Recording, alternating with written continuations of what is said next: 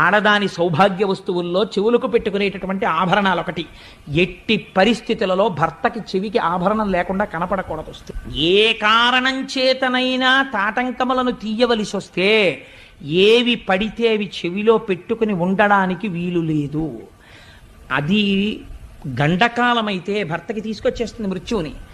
ఏవి పెట్టుకోవాలి? 4 తాటాకులు తెప్పించుకుని చీల్చుకుని, అందుకే అమ్మవారికి సౌభాగ్యదాయిని అని పేరు. ప్రపంచంలో 8 ఉన్నాయి సౌభాగ్య వస్తువులు.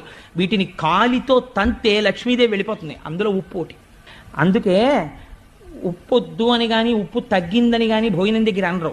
భోజనం అయిపోయిన తర్వాత చెప్తారు ఉప్పు తగ్గిందని. అందుకే ఉప్పు తగ్గిందని ఉప్పు లేదని అనకూడదు కాబట్టి ఉప్పు చివర వేసి వదిలేస్తారు తప్పించి. ఉప్పు అంత మంగళ వస్తువు తెలుసా అండి. అందుచేత ఉప్పు, పెరుగు, అనుములు, తాటి చెట్టు ఇలా కొన్ని ఉన్నాయి. ఆ తాటాకు యందు అమ్మవారి